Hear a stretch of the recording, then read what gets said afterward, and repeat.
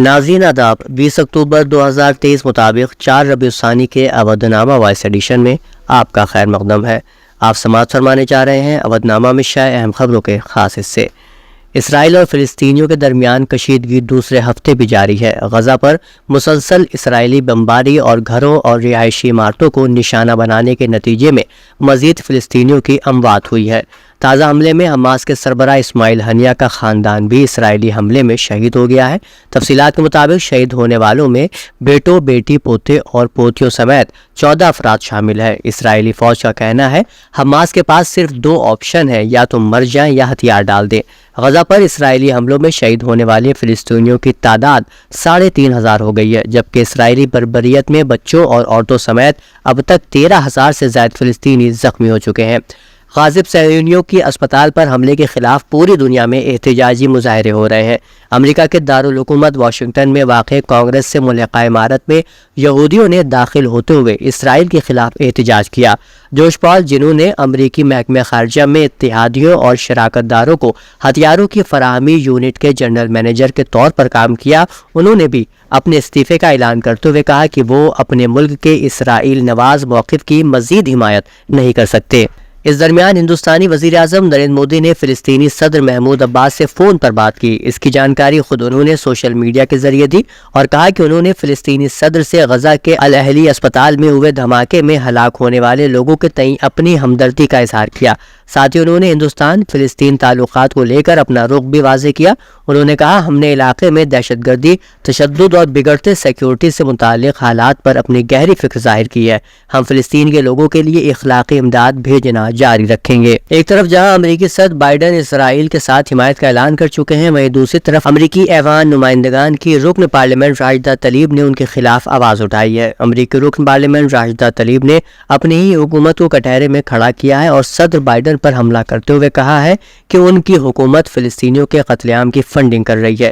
Democratic party سے تعلق رکھنے والے راشدہ تلیب امریکی ایوان نمائندگان میں واحد فلسطینی امریکی رکن پارلیمنٹ ہیں اور انہوں نے کیپٹل ہل پر فلسطین کی حمایت میں نکالی گئی ایک ریلی کے دوران اسرائیل حماس کے درمیان جنگ کو فوراً روکنے کا مطالبہ کیا ہے۔ اتر پردیش کے وزیر اعلیٰ یوگی آدتیہ ناتھ نے آج ایک تقریب سے خطاب کرتے ہوئے خواتین سے متعلق ایک بڑا اعلان کیا ہے۔ انہوں نے یوپی پولیس کی بھرتی میں خواتین کے لیے 30% ریزرویشن دینے کی بات کہی ہے اور ساتھ ہی مرکزی حکومت اور ریاستی حکومت کے فلاحی منصوبوں کو بھی شمار کرایا۔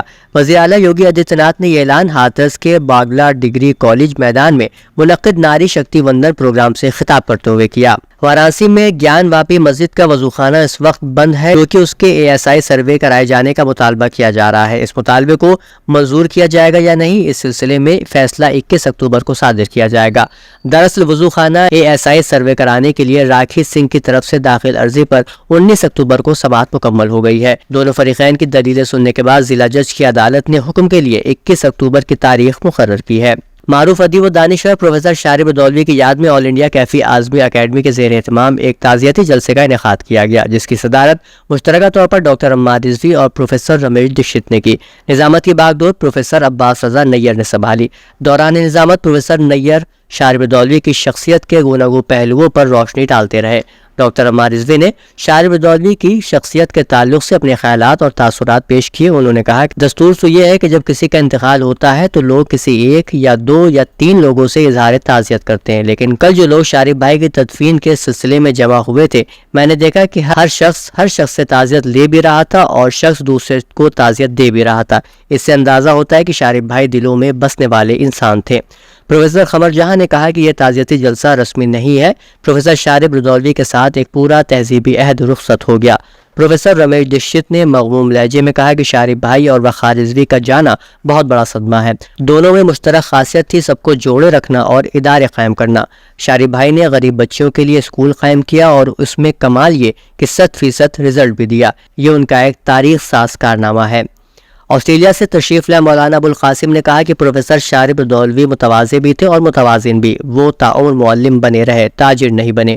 انہوں نے اپنی تحریک کا نام تو شعاع رکھا، لیکن وہ آفتاب بنے رہے جس کی ضیاؤں سے نہ جانے کتنے گھر اور کتنے چراغ منور ہوئے۔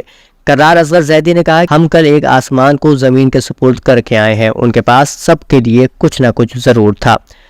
امیر حیدر چچا نے کہا کہ پروفیسر شارب دولوی محض ایک نام نہیں بلکہ ان سے ایک پوری تہذیبی تاریخ وابستہ ہے۔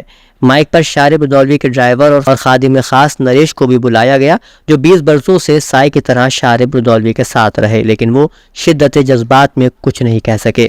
مائن فاطمہ نے جب اپنی بے ترتیب گفتگو شروع کی اور بتایا کہ بابا یعنی شارب دولوی کس طرح اس کا خیال رکھتے تھے تو ہال میں ہر شخص آبدیدہ ہو گیا۔ شاہ فاطمہ گرلز کالج کی پرنسپل میرا ترپاٹھی نے کہا کہ آپ لوگ سر کو ایک دانشور کے روپ میں زیادہ جانتے ہیں، لیکن ہم لوگ انہیں ایک گارجین اور سرپرست کے روپ میں جانتے ہیں۔ انہوں نے ہمیں ادب اور تہذیب سکھایا۔ ان کے علاوہ سلمہ ایجاب، پرویز ملک زادہ، ڈاکٹر انیس انصاری، ڈاکٹر اطہر، ڈاکٹر عشرت ناہید، حفیظ قدوئی، ڈاکٹر منصور حسن خان، ابوذر کنتوری، آشیش، ہمانشو باجپئی، پردیپ کپور، معید احمد خان، ڈاکٹر کاظم، وندنا مشرا، ڈاکٹر عمیر منظر، اویس سنبھلی، جمال نصرت، عبید اللہ ناصر، ڈاکٹر مرزا شفیق حسین شفق، راکیش اپٹا، ڈاکٹر نلین رنجن وغیرہ نے بھی اپنے تاثرات پیش کیے۔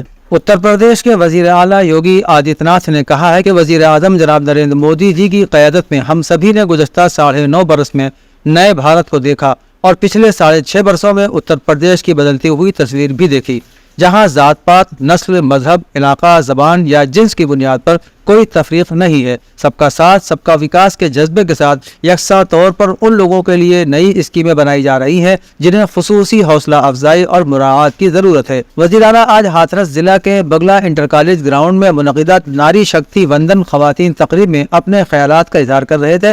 اس موقع پر انہوں نے 177 کروڑ روپے سے زائد کے 214 ترقیاتی پروجیکٹ عوام کو معاون کر ان کا سنگ بنیاد بھی رکھا۔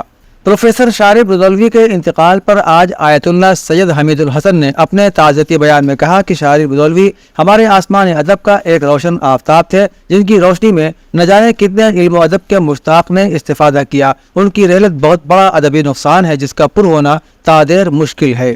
اتر پردیش کے نائب وزیر اعلیٰ برجیش پاٹھک نے ریاست میں 11 اسپتالوں کے لیے مالیاتی منظوری دی ہے۔ اس میں گردے کے مریضوں کے لیے ڈائلیسس یونٹ کھولے جا رہے ہیں۔ 3 اسپتالوں میں بلڈ بینک بھی قائم کیے جائیں گے۔ لکھنؤ کے لوک بندھو راج نارائن اسپتال میں 4 بستروں کے 2 ڈائلیسس یونٹ کھولنے کی ہدایت دی گئی ہے۔ اس کے علاوہ روٹری انٹرنیشنل کو اسپتال میں بلڈ بینک کے لیے بھی اجازت دے دی گئی ہے۔ وارانسی اور گورکھپور میں 4 بستروں کے ڈائلیسس یونٹ کھولنے کی اجازت دی گئی ہے اور روٹری انٹرنیشنل ان دونوں اسپتالوں میں بلڈ بینک قائم کرنے میں بھی مدد کرے گا۔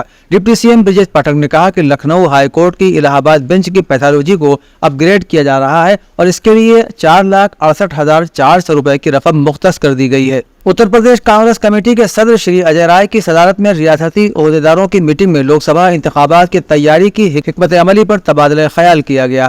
ریاست بھر سے آئے ریاست کے تمام ضلعی اور سٹی صدور نے شرکت کی۔ میٹنگ میں آئندہ 2024 کے لوک سبھا انتخابات کے مسائل کے ساتھ ساتھ عہدیداروں کی تجاویز کے ساتھ عوام میں بڑھتی ہوئی ناراضگی پر بھی غور کیا گیا۔ میٹنگ میں ریاستی کانگریس کے صدر اجے رائے نے عہدیداروں سے خطاب کرتے ہوئے کہا کہ ریاست نے تبدیلی کا موڈ بنا لیا ہے، لہذا ہمیں اپنی تنظیم کو مضبوط کر کے عوام کے درمیان جانا ہوگا۔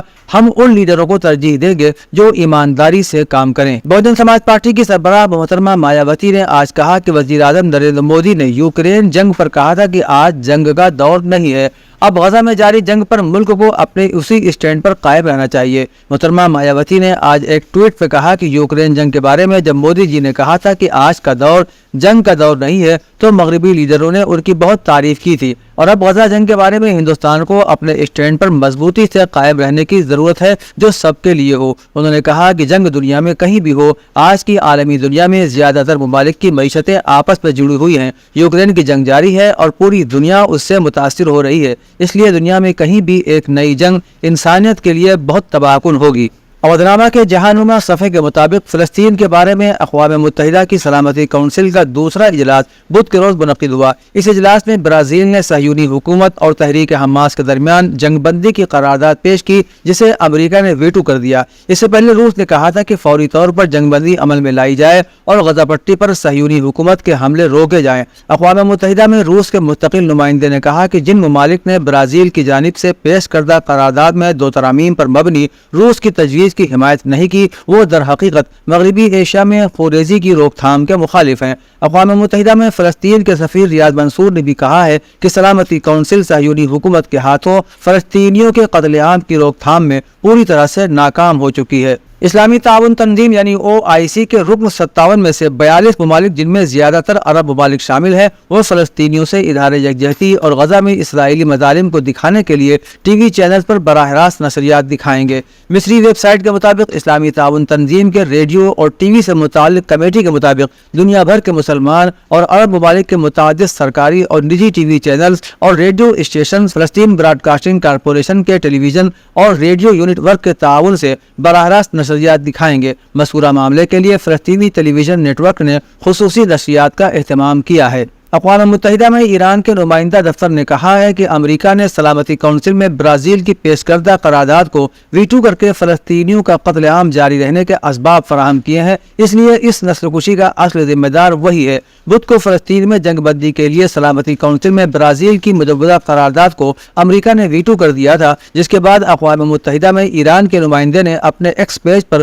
غاصب صہیونی حکومت کے وزیر اعظم بنجامن نیتنیاہو کے ساتھ امریکی صدر جو بائیڈن کی تصویر اٹیچ کرتے ہوئے لکھا کہ فلسطین میں خوریزی کا ذمہ دار امریکہ ہی ہے۔ نیو یارک ٹائمز اخبار نے قتل عام کے پہلے لمحات میں اسرائیلی حملے میں سینکڑوں افراد اسپتال میں ہلاک کی سرخی استعمال کی، لیکن کچھ ہی دیر بعد اخبار نے سرخی بدل دی۔ اس واقعے کے مرتکب اسرائیل کا نام شہ سرخی سے ہٹا دیا گیا اور غزہ میں ہسپتال پر حملے میں کم از کم 500 افراد ہلاک ہو گئے کے تاثرات استعمال کیے گئے، لیکن اخبار کے لیے یہ کافی نہیں تھا، جس کے بعد اس نے ایک بار پھر سرخی بدلی اور لفظ حملے کے بجائے دھماکہ کے فقرے کا انتخاب کیا۔ خبر میں غزہ کے اسپتال میں ہونے والے دھماکے میں کم از کم 500 افراد ہلاک کی سرخی استعمال کی گئی۔ اس کے بعد سوشل میڈیا پر اخبار کے خلاف زبردست رد عمل سامنے آیا ہے۔ اڈیالہ جیل میں قید سابق وزیر اعظم پاکستان تحریک انصاف پارٹی کے چیئرمین عمران خان نے قائد مسلم لیگ نون نواز شریف کی وطن واپسی پر اپنے رد عمل کا اظہار کرتے ہوئے کہا کہ ایک سزا یافتہ شخص کو ریڈ کارپٹ ریلیف دیا جا رہا ہے۔ نیوز کے مطابق چیئرمین PTI نے اڈیالہ جیل میں اپنے وکلاء سے 1 گھنٹے تک ملاقات کی،